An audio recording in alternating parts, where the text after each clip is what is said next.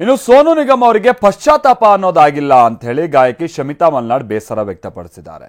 ಸೋನು ನಿಗಮ್ ಕ್ಷಮೆ ಕೇಳೋದು ಬಿಟ್ಟು ಸಮರ್ಥನೆಯನ್ನ ಮಾಡ್ಕೊಳ್ತಾ ಇದ್ದಾರೆ. ಆ ರೀತಿಯಾಗಿ ಸಮರ್ಥನೆ ಮಾಡ್ಕೊಂಡಿರುವಂತ ತಪ್ಪು ಅಂತ ಕಿಡಿಕಾರಿದ್ದಾರೆ. ಒಬ್ಬ ಕನ್ನಡಿಗಳಾಗಿ ಆ ಒಂದು ಸಂದರ್ಭ ನೀವೇನು ಹೇಳಿದ್ರಿ, ಏನು ನಡೆದಿದೆ, ನಮ್ಮನ್ನು ಅನ್ನಂದರೆ ಕನ್ನಡದಲ್ಲಿರುವಂತಹ ಎಲ್ಲ ಕನ್ನಡಿಗರನ್ನು ಒಂದು ಮಟ್ಟಿಗೆ ಭಯೋತ್ಪಾದಕರಿಗೆ ಹೋಲಿಸಿರುವಂಥ ಏನು ಇನ್ಸಿಡೆಂಟ್ ನಡೀತು, ಗೊತ್ತೋ ಗೊತ್ತಿಲ್ಲದೇನೋ ಆಗಿದೆ. ಆ ಒಂದು ಇನ್ಸಿಡೆಂಟ್ ಏನಾಗಿದೆ ಅದು ಖಂಡಿತ ಖಂಡಿಸ್ತೀನಿ ನಾನು. ಡೆಫಿನೆಟ್ಲಿ ಈಗ ನಾವು ಇಂಡಸ್ಟ್ರಿನಲ್ಲಿ ಕಂಪೋಸರ್, ಸಿಂಗರ್ ಆಗಿ ಸಿನಿಮಾದಲ್ಲಿ ಕೆಲಸ ಮಾಡ್ತಾ ಎಲ್ಲ ವಿಭಾಗಗಳಲ್ಲೂ ನೋಡ್ತಾ ಬರ್ತಾ ಇರೋದ್ರಿಂದ ಮೊದಲಿಗೆ ನಿಮಗೆ ತಾಳ್ಮೆ ಬಹಳ ಮುಖ್ಯ ಆಗುತ್ತೆ. ಅವರಿಂದ ಯಾವುದೇ ರೀತಿಯಾದಂಥ ಹಾಡುಗಳನ್ನು ಹಾಡಿಸೋದಾಗಲಿ ಕಾರ್ಯಕ್ರಮಗಳನ್ನು ಮಾಡೋದಾಗಲಿ ಮಾಡಬಾರ್ದು ಅನ್ನೋವಂಥ ಒಂದು ಡಿಸಿಷನನ್ನು ಚೇಂಬರ್ ಅವ್ರು ತೊಗೊಂಡಿದ್ದಾರೆ. ನಾನು ಅವ್ರಿಗೆ ಶುಭಾಶಯ ಹೇಳ್ತೀನಿ ಈ ವಿಷಯಕ್ಕೆ. ಈಗ ಕನ್ನಡದ ಬಗ್ಗೆನೂ ಅದೇ ಥರನೇ ಮಾತಾಡಿದಾಗ ಕನ್ನಡಿಗರು ಹೇಗೆ ಸುಮ್ಮನೆ ಇರ್ತಾರೆ?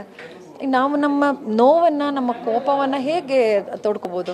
ಇದು ನೀವು ಮಾಡಿದ ತಪ್ಪು ಅಂದಾಗ ಅವರು ಆ ತಪ್ಪನ್ನು ಸಮರ್ಥಿಸ್ಕೊಳ್ದೆ ನಾನು ಮಾಡಿದ್ದೆ ಸರಿ, ಯಾಕೆ ಮಾಡಿದೆ ಅನ್ನೋದನ್ನ ರೀಸನ್ ಕೊಟ್ಟಿದ್ದಾರೆ ಹೊರತು ಅದಕ್ಕೆ ಯಾವುದೇ ರೀತಿಯಾದಂಥ ಅವರಿಗೆ ಪಶ್ಚಾತ್ತಾಪದ ಯಾವುದು ಗೆರೆ ಕಾಣಿಸ್ತಿಲ್ಲ. ಹಾಗಾಗಿ ಈಗ ಏನು ಡಿಸಿಷನ್ ತಗೊಂಡಿದ್ದು ಸರಿ ಇದೆ ಅಂತ ಅನ್ಸುತ್ತೆ.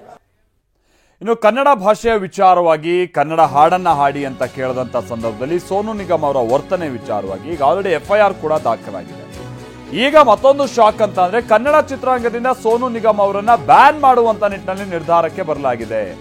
ಕನ್ನಡದ ಹಾಡುಗಳನ್ನ ಅವರ ಬಳಿಯಿಂದ ಹಾಡಿಸದೇ ಇರೋದಕ್ಕೆ ನಿರ್ಧರಿಸಲಾಗಿದ್ದು ಫಿಲ್ಮ್ ಚೇಂಬರ್ ನಲ್ಲಿ ನಡೆದಂತಹ ಸಭೆಯಲ್ಲಿ ತೀರ್ಮಾನ ತೆಗೆದುಕೊಳ್ಳಲಾಗಿದೆ. ಕನ್ನಡದ ಬಗ್ಗೆ ಅವಹೇಳನ ಮಾಡಿದ್ದಕ್ಕೆ ಈ ಬ್ಯಾನ್ ಅಸ್ತ್ರವನ್ನ ಅವರ ವಿರುದ್ಧವಾಗಿ ಹೂಡಲಾಗಿದೆ.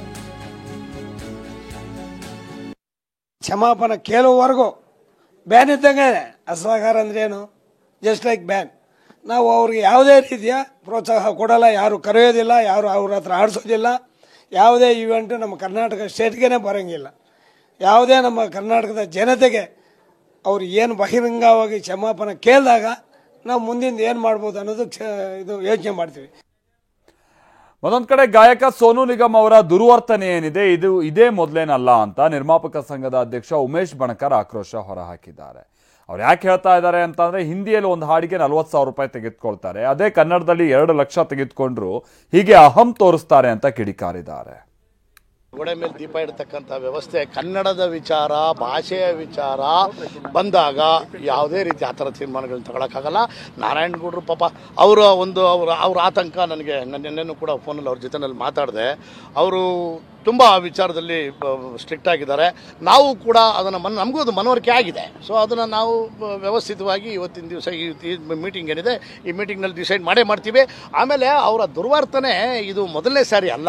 ಇವತ್ತು ಮಾಧ್ಯಮದ ಮೂಲಕ ಇವತ್ತು ಅದು ಹೊರಗಡೆ ಬಂದಿದೆ ವಿನಃ ಅವರ ದುರ್ವರ್ತನೆಗಳು ಇತ್ತೀಚಿನ ದಿನಗಳಲ್ಲಿ ಅಂದರೆ ಈಗ ಒಂದು 4-5 ದಿನಗಳಿಂದ ತುಂಬಾ ಬರ್ತಾ ಇದ್ದಾವೆ. ಭಾಳಷ್ಟು ಜನ ನಿರ್ಮಾಪಕರುಗಳನ್ನು ಒಂಥರ ತುಂಬ ಅವಹೇಳನವಾಗಿ, ಅಂದರೆ ಒಂಥರ ಕೇರ್ಲೆಸ್ ಆಗಿ, ಆಮೇಲೆ ಅವ್ರಿಗೇನು ಒಂದು ಅಲ್ಲಿ ಲೋಕಲಲ್ಲಿ ಹಿಂದಿಗೆ 30, 35, 40 ಸಾವಿರ ತಗೊಳ್ಳೋರು ಕನ್ನಡ ಚಿತ್ರ ಅಂದಾಗ 2 ಲಕ್ಷ ರೂಪಾಯಿ ಹಣವನ್ನು ಕೇಳ್ತಕ್ಕಂಥ ಒಂದು ಮನೋವೃತ್ತಿನೂ ಕೂಡ ಬೆಳೆಸ್ಕೊಂಡಿದ್ದಾರೆ. ಅದರಿಂದನೂ ಕೂಡ ನಿರ್ಮಾಪಕರುಗಳು ತುಂಬ ಜನ ಕೇಳಿದ್ದಾರೆ. ನನ್ನ ಹತ್ರ ವೈಯಕ್ತಿಕವಾಗಿ ಭಾಳಷ್ಟು ಜನ ನಿರ್ಮಾಪಕರುಗಳಿಗೂ ಮಾತಾಡಿ ಯಾವುದೇ ಕಾರಣಕ್ಕೂ ಇನ್ನು ಮುಂದಕ್ಕೆ ಅವರನ್ನು ನಾವು ಎಂಟರ್ಟೈನ್ ಮಾಡೋದು ಬೇಡ ಅನ್ನೋದು ಕೆಲವು ನಿರ್ಮಾಪಕರುಗಳ ಅಭಿಪ್ರಾಯ ಆಗಿದೆ. ಬಟ್ ಅದನ್ನು ನಾವು ಅಧಿಕೃತವಾಗಿ ಒಂದು ಮುದ್ರೆ ಒತ್ತಬೇಕು ಅಂದರೆ ಅದು ಮಾತೃ ಸಂಸ್ಥೆನೇ ತೀರ್ಮಾನ ತಗೋಬೇಕಾಗ್ತದೆ. ಆ ಒಂದು ತೀರ್ಮಾನಕ್ಕೆ ಎಲ್ಲರೂ ಬದ್ಧರಾಗಿದ್ದಾರೆ.